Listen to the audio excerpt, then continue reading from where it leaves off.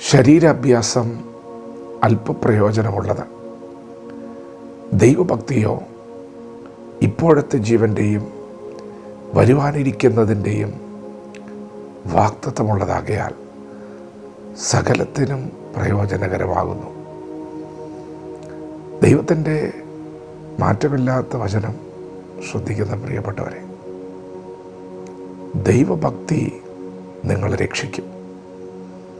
ഇവിടെ രക്ഷിക്കും, സ്വർഗത്തിലും നിങ്ങളുണ്ടാകും.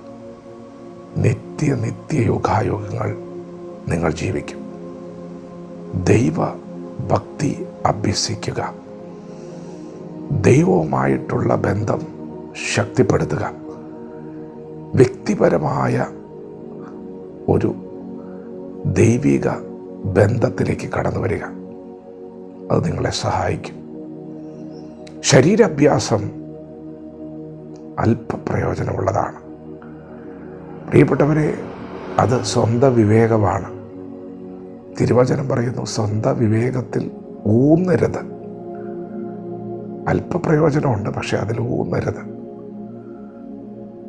നിന്റെ എല്ലാ വഴികളിലും ദൈവത്തെ നനച്ചുകൊള്ളുക. പൂർണ്ണ ഹൃദയത്തോടെ ദൈവത്തിൽ ആശ്രയിക്കുക. അവൻ നിന്റെ പാതകളെ നേരെയാക്കും. പ്രാർത്ഥനയ്ക്ക് ശക്തിയുണ്ട്, ഉപവാസത്തിന് ശക്തിയുണ്ട്, വിശുദ്ധിക്ക് ശക്തിയുണ്ട്, തിരുവചന ധ്യാനത്തിന് ശക്തിയുണ്ട്. ഇതെല്ലാം ദൈവഭക്തിയാണ്.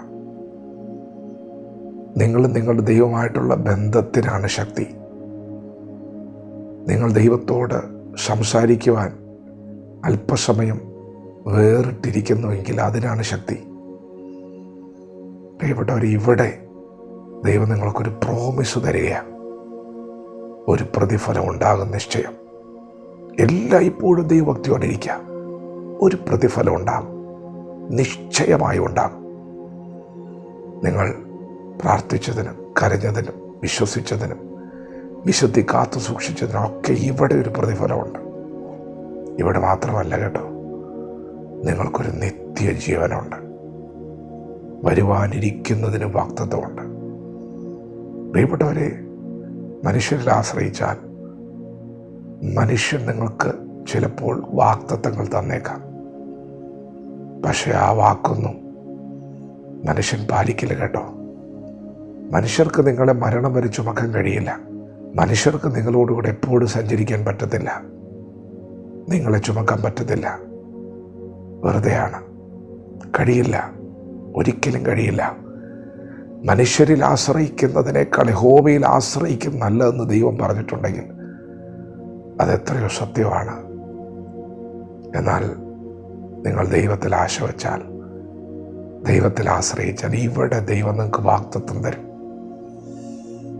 വരുവാനിരിക്കുന്ന ലോകത്തിലും ദൈവം നിങ്ങൾക്ക് വാഗ്ദത്തം തരും.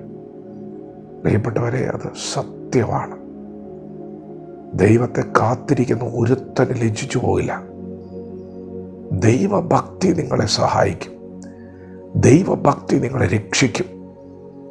അതുകൊണ്ട് ദൈവഭക്തി അഭ്യസിക്കുക. വചനത്തോട് പ്രതികരിക്കുക. ദൈവം നമ്മെ ഓരോരുത്തരും ഈ പകൽ അനുഗ്രഹിക്കുമാറാകട്ടെ. ആമേൻ.